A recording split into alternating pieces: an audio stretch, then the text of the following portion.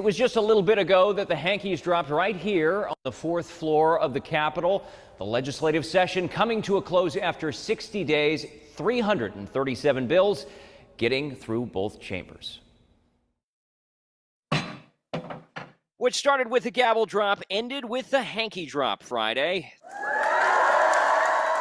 One of the most controversial and consequential sessions coming to a close. We passed so many meaningful pieces of legislation in the best interest of all of our constituents. Big bills include the $117 billion budget, a 6-week abortion ban, a near $1 billion affordable housing plan, universal school vouchers, tort reform, and so many more. The one word I would put on this session is epic.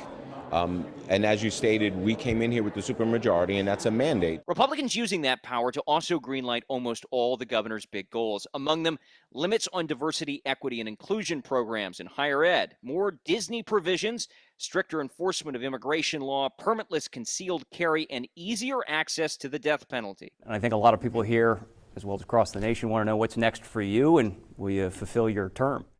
What's next for me is to go through this budget that they passed.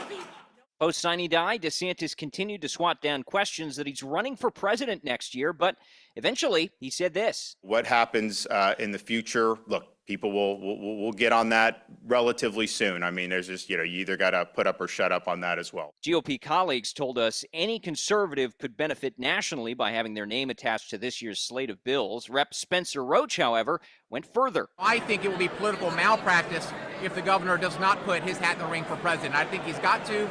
Florida's having a moment. The governor's having a moment. He needs to capitalize on that. Florida Democrats, meanwhile, not only launching this new ad attacking the governor's potential White House run, but warning this session will hurt more than help. If I were to put a theme around it, I say that it's anti-freedom. Minority Leader Fentress Driscoll said the legislature missed a chance to address things like affordability. Rather than focus on those issues, lowering health care costs, for example, the GOP just wanted to pass culture war bills. But plenty of bipartisanship, too. Of the more than 300 bills approved this year, lawmakers estimate about 80% of them received wide bipartisan support.